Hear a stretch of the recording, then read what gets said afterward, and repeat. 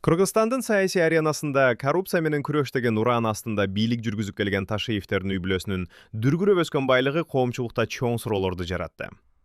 Бир үй бүлөнүн колуна топтолгон миллиондогон долларлык активдер бул ийгиликтүү ишкердикпи? Же кызматтык абалынан кыянаттык менен пайдалануунун натыйжасыбы? Миллиондук мүлктөрдүн тизмесин айта кетели. Камчыбек Ташиевдин Регион ТВ телеканалы жана ага тиешелүү 0,25 гектар жер тилкеси.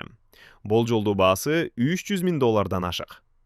Маалыматтык ресурсту колго алуу бул бийликти сактап калуунун жана идеологияны башкаруунун куралы. Шайырбек Ташиевдин жалпы аянты 0,11 гектарды түзгөн 2 соода борбору.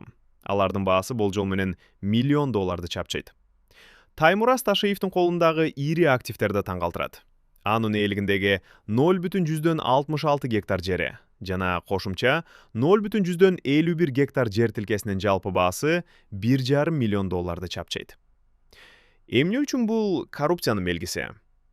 Бул байлыктардын кыска убакыттын ичинде үй бүлө мүчөлөрү мамлекеттик маанилүү кызматтарды ээлеп турган учурда топтолушу күмөн ойлорду жаратат. Анткени дал ушул учурда алардын бизнеси гүлдөгөн. Ташиевтер бийликке келгиче алардын байлыгы мынчалык өскөн эмес. Кландык башкаруунун өкүлдөрү гектарлаган жерлерди жана кымбат баалуу имараттарды арзан баада менчиктеп алышкан. Бул ачыктан ачык коррупция окжоо менен келген байлык.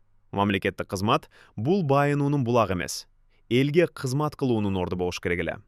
Бирок Ташиевтердин мисалында биз тескерисин көрүп жатабыз. Бийлик байлыкты коргоо жана көбөйтүү үчүн гана колдонулган.